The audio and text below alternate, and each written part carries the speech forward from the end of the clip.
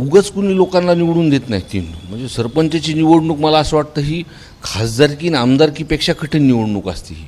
लोकांचा इतका विश्वास त्या मुलावरती होता त्यांना आणि अशा पद्धतीने आणि किती सुडाचं म्हणजे जी काही घटनाक्रम ऐकलं जे लोकांनी आम्हाला सांगितलं की त्याला मारत असताना जो मास्टर माइंड आहे वाल्मिक कराड तो शूटिंग असं व्हिडिओ कॉलवर बघतोय त्याला कसं मारतात ते म्हणजे हे पिक्चरमध्ये सुद्धा अशा गोष्टी होत नाहीत. मसाजोगमध्ये संतोष देशमुख यांची हत्या झाली आणि त्या हत्येनंतर हत्येचे पडसाद राज्यभर उमटले. सर्वात आधी ते पडसाद विधानभवनामध्ये उमटले आणि ते विधानभवनामध्ये ज्यांनी आवाज उठवला ते संदीप क्षीरसागर आपल्यासोबत आहेत. सुरेश धस आणि संदीप क्षीरसागर त्यानंतर नमिता मुंदडा या आमदारांनी आपली मतं मांडली, पण ही केवळ मतं नव्हती तर जिल्ह्यामध्ये ज्या काही घटना घडत आहेत या संदर्भातला तो आवाज होता जो कदाचित पहिल्यांदाच इतक्या मोठ्या प्रमाणामध्ये आपल्याला ऐकायला मिळाला. याच संदर्भामध्ये आता 18 दिवस पूर्ण झालेत. 18 दिवसानंतर सुद्धा या प्रकरणाचा तपास पूर्ण होतोय का? विशेषतः जे मुख्य सूत्रधार आहेत ते आणखी बाहेर आहेत. त्यामुळेच उद्या एक मोठा मोर्चाचं आयोजनसुद्धा बीडमध्ये केलं आहे आणि या आयोजनाची घोषणासुद्धा स्वतः संदीप क्षीरसागर यांनी केली होती. मला सांगा भैया, ज्या दिवशी या मोर्चासंदर्भातली घोषणा ठरली होती काय नेमकं त्यामागे रणनीती होती? का असं वाटलं तुम्हाला की बीडमध्ये असा एखादा मोर्चा व्हायला पाहिजे? हे बघा, पहिल्या दिवशी गावात जेव्हा मी गेलो ही घटना झाल्यानंतर आणि लोकांची समजून घेतल्यानंतर त्यांच्या परिवार किंवा गावातल्या सगळ्याच लोकांनी जे सूत्रधार आहेत त्यांचं नाव घेतलं, त्यांची कशा पद्धतीने दहशत आहे हे त्यांनी सांगितलं आणि त्यांच्या बोलताना दोन्ही विषय होता की ते घाबरलेले होते पण एक रोष होता कुठंतरी खूप चुकीचं झालं आणि त्या फक्त गावापुरतं नाही तर हा पूर्ण जिल्ह्यामध्ये रोष होता आणि ते त्यांनी व्यक्त होताना असं म्हणले की मी जेव्हा स्पष्टपणे म्हणलं की मी तुमच्यासोबत आहेत आणि जो काही मास्टर माइंड वाल्मिक कराडे ह्यांच्या संदर्भातलं त्याच्यावरती आपण कारवाई करू तुमच्यासोबत आहे. तर त्यांचा रोष तो हे होता की अक्षरशः ते म्हणले की भैया म्हणले आम्हाला एवढा त्रास झाला की आम्ही पोलीस स्टेशनसुद्धा जाऊन टाकू म्हणले, आम्हाला एवढा त्रास त्या दिवशी झाला म्हणे. मी म्हणलं तुम्ही असं करू नका म्हणलं, आपण या विषयामध्ये अधिवेशनात हा विषय मांडू आणि अधिवेशनात जसा तसा विषय मांडला. तुम्ही बघितला असेल की मी पहिल्यांदा मांडला पण जिल्ह्यातल्या प्रत्येक आमदारांनी तो विषय मांडला. म्हणजे धसांना असतील, प्रकाशदादा असतील, नमिता मुंदडा असतील, विजयसिंह पंडित असतील. बरं, सर्वात महत्त्वाचं सभागृहामध्ये इतर ह्याच्यामध्ये काही राजकारण आम्ही केलं नाही. मी भाजपच्या सुद्धा सत्ताधारी पक्षाच्या लोकांना भाजपमध्ये असतील, अजितदादांच्या आमदारांना बोलणं झालं, शिंदेसाहेबांच्या आमदारांना बोलू, त्यांनीसुद्धा तिथं प्रश्न मांडला. म्हणजे भाजपच्या अभिमन्यू पवारने सुद्धा हा प्रश्न सभागृहात मांडला की माणुसकीचे हे त्यांनी ह्याचा निर्णय झाला पाहिजे की ज्या पद्धतीने ती हत्या झाली. बघा, राजकारणामध्ये वैर होतात, भांडणं होतात, आपण हे समजू शकतो, पण जी काही घटना झाली आणि ज्या पद्धतीने मांडली ती की आधी त्यांनी सांगितलं की खंडणी मागायला गेले. अहो, ते सरपंचाचं पत्र्याचं घर आहे, संतोषांना देशमुख आहे ना, अजूनसुद्धा पाऊस पडला ना त्याचं घर गळतं आहे तिथं. तुम्ही स्वतःहून बघितलं असेल ना. एक बौद्ध समाजाचा माणूस तिथं त्याला त्या गावातला त्रास झाला. 3 टर्म तो सरपंच आहे तिथे, 3 टर्म तो सरपंच आहे आणि उगाच कुणी लोकांना निवडून देत नाही ती म्हणजे सरपंचाची निवडणूक मला असं वाटतं ही खासदारकी आणि आमदारकीपेक्षा कठीण निवडणूक असते ही. लोकांचा इतका विश्वास त्या मुलावरती होता त्यांना आणि अशा पद्धतीने आणि किती सुडाचं म्हणजे जी काही घटनाक्रम ऐकलं जे लोकांनी आम्हाला सांगितलं की त्याला मारत असताना जो मास्टर माइंड आहे वाल्मिक कराड तो शूटिंग असं व्हिडिओ कॉलवर बघतोय त्याला कसं मारतात ते म्हणजे हे पिक्चरमध्ये सुद्धा अशा गोष्टी होत नाहीत. आणि सभागृहामध्ये बोलल्यानंतर हे बघा आम्ही विरोधी बाकावरती पण सरकारने सुद्धा ह्याची दखल घेतली. ज्या पद्धतीने CM साहेब बोलले, अजितदादा बोलले, वस्तुस्थिती आपल्याला ही मांडली पाहिजे की म्हणजे अधिवेशन संपल्यानंतर नवीन SP साहेबांनी ते चार्ज घेतला. 2 नंबरचे धंदे जिल्ह्यामध्ये बंद झाले ह्याचं कौतुकसुद्धा म्हणजे ह्यांचं आभारसुद्धा म्हणजे बीडचे लोक त्या माध्यमातून मानतात. पण काय होतं आता हे गुन्हेगार पकडले, कारवाई व्यवस्थित चालू, जे सुपारी घेतलेले जे सराईतचे गुन्हेगार ज्यांच्याकडून जे गुन्हे करून घ्यायचे. पण शेवटी काय होतं लोकांचं आज आम्ही मतदारसंघामध्ये फिरत असताना मी अधिवेशनात जाहीर केलं होतं की जर त्याला अधिवेशनाच्या आधी जर जाहीर केलं नाही तर लोक रस्त्यावरती उतरतील. आणि हे मी पेक्षा मला एक प्रतिनिधीमधून लोक म्हणतात हे की जर त्याला अटक झाली नाही तर आपल्याला तिथं मोर्चा काढावा लागेल. उद्या 28 तारीख आहे, इतके दिवस उलटूनसुद्धा.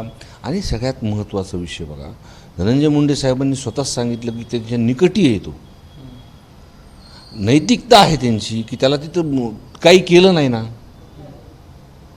काही झालं नाही. एकीकडं त्यांनी म्हणायचं की त्याला फाशीवर चढवा जे काय गुन्हेगार असतील. मग इथं जिल्हा म्हणतोय ना की तो मास्टर माइंड आहे म्हणून. CDR तपासा आणि त्याला काय होतं त्याला जमा करायला. पण ते म्हणतात की धनंजय मुंडे म्हणतात की मला अडकवण्याचा प्रयत्न होतो. कशामुळं काय राजकारण काय ह्याच्यामध्ये.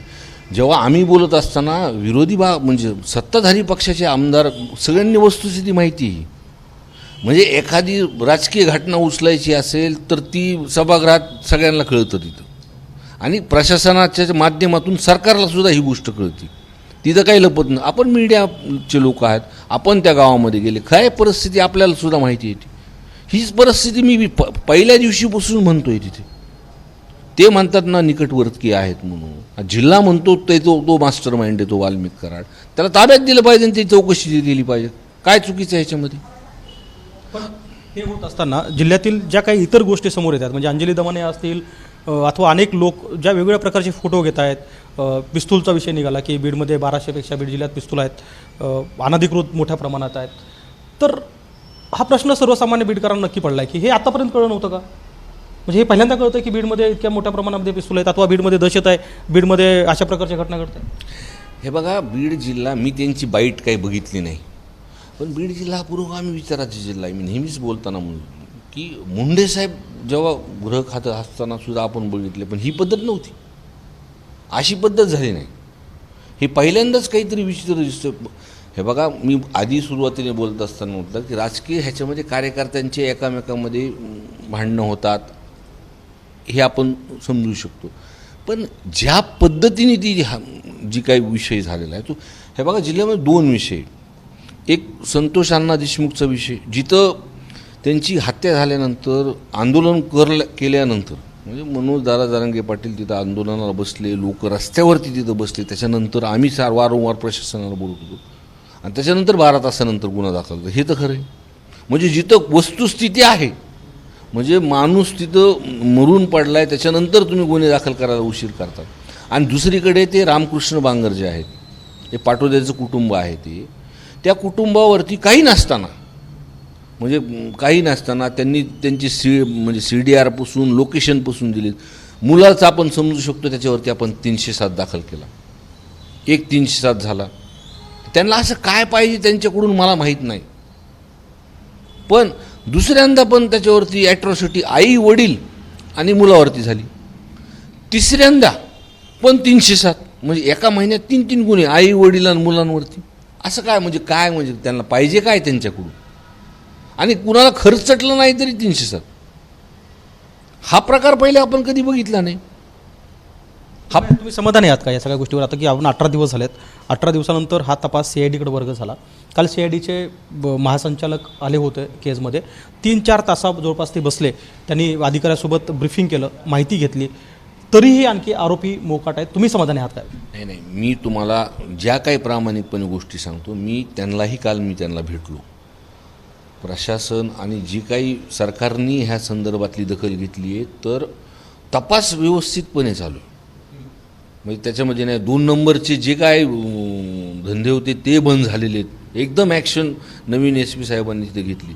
पण परत जिथं तपास, जो मूळ सूत्रधार वाल्मिक कराड, म्हणजे तो सरेंडर का होत नाही. मग आता मी या 3-4 दिवसामध्ये जे काही लोकांच्या चर्चा केल्या, गाठीभेटी केल्या, तेव्हा मला असं लक्षात आलं की लोकांचं म्हणणं आहे की धनंजय मुंडे साहेब मंत्री असल्यामुळं त्यांना अटक होत नाही. आणि ही परिस्थिती दिसून येते ना. मग आमची जिल्ह्याची मागणी, माझी मागणी की फास्ट ट्रॅकवरती ही केस घ्या. 3-4 महिन्यात निकालला तोपर्यंत तुम्ही राजीनामा द्या.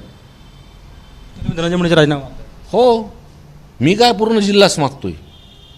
आणि 3-4 महिने काही नाही म्हणतात तुम्ही, त्याला सरेंडर करायला लावा, तपास करा. तपासातून सगळं निष्पन्न होऊन जाईल. दूध का दूध, पाणी का पाणी होऊन जाईल तुझा विषय. आणि शपथविधी घ्या, आमची काही हरकत नाही, आमचं काही त्याला विरोध नाही त्यांना. पण या तपासामुळे त्यांच्यामुळं त्यांना अटक होत नाही. आणि स्वाभाविक आहे की जिल्ह्यामध्ये आता पालकमंत्री कोण अशी चर्चा सुरू झाली आहे. तर अशा परिस्थितीमध्ये पालकमंत्रीपदाची चर्चा नाही केली पाहिजे, पण पालकमंत्री हा गार्डियन असतो जिल्ह्याचा. जिल्ह्याच्या प्रशासनावरती, कायदा सुव्यवस्थेवरती त्याचा वचक असतो, त्याच्यावरती कमांड असते. काय वाटतं तुम्हाला आमदार म्हणून की बीड जिल्ह्याचा पालकमंत्री कोण असला? नाही, आता मी त्या बाजूनी नाही आहे, पण एक सरकारच्या दृष्टिकोनातून CM साहेब असतील, अजितदादा असतील, शिंदेसाहेब असतील, एक त्यांच्या जी काय परिस्थिती त्यांनी जाणून घेतली सभागृहामध्ये की त्यांचीसुद्धा आमदार बोलतात आहे, मला एक वाटतं एक चांगला निर्णय पालकमंत्र्याचा ते घेतील आणि जिम्मेदारी त्यांच्याकडे देतील. उद्याचा जो काही मोर्चा असेल तो कशा असेल? कारण आम्ही बघतो की मागच्या 8 दिवसापासून आपण स्वतःच्या मतदारसंघामध्ये फिरत आहे, अनेक लोक तुम्हाला या संदर्भात चर्चा करतायत, भेटत आहेत. मोर्चाचं स्वरूप कसं असेल, साधारण किती वाजता सुरू होईल आणि तो मोर्चा ऐकून कशा अर्थाने आव्हान असेल सरकारसोबत? हे बघा, आम्ही जे काही ग्रामीण आणि शहरामध्ये फिरतोय, तुम्हाला प्रामाणिकपणे सांगतो, मी माझ्या मतदारसंघात एक सुद्धा गाडी लावली नाही. तुम्हाला हे लक्षात येईल. लोक स्वतःहून मोर्चाला तिथं येणार आहेत आणि शहरातून सुद्धा प्रतिसाद आहेत. आणि मी जी काही जिल्ह्याची माहिती घेतली, मग आष्टी असेल दसांनांकडून, प्रकाशदादा असतील, इकडून नमिताताईंकडून असेल, ह्या भागातून किंवा जिल्ह्याभरातून सगळीकडूनच, गेवराई असेल, परळी असेल, सगळीकडून लोक येणार आहेत. आणि उद्या तुम्हाला बघा 1 लाखापुढं लोक दिसतील तुम्हाला रस्त्यावरती. की पहिल्यांदा होईल की अशा एखाद्या घटनेमध्ये जिथे कायदा सुव्यवस्थेचा प्रश्न निर्माण झाला, जिथे सरकार तपास कसा करेल याच्यावरती किंवा कसा करावा या मागणीसाठी पहिल्यांदा इतक्या प्रमाणात लोक रस्त्यावर होतो? हो, पहिला हा जो मोर्चा एखाद्या व्यक्तीबद्दल जो काही घटना घडली, संतोष अण्णा देशमुखबद्दल जो काही क्रूर त्यांच्या पद्धतीने झालं, त्यांच्या परिवाराला जे न्याय मागतात त्या न्यायासाठी. आणि पहिल्यांदा तुम्हाला हे लक्षात येईल की हा एका समाजाचा नसणार आहे.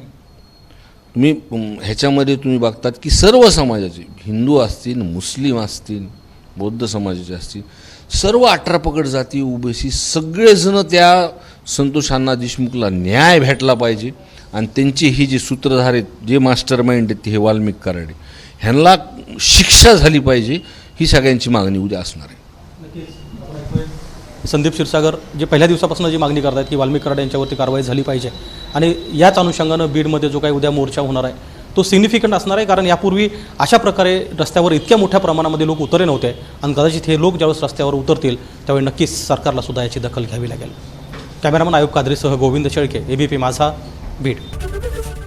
ABP माझा, उघडा डोळे बघा नीट.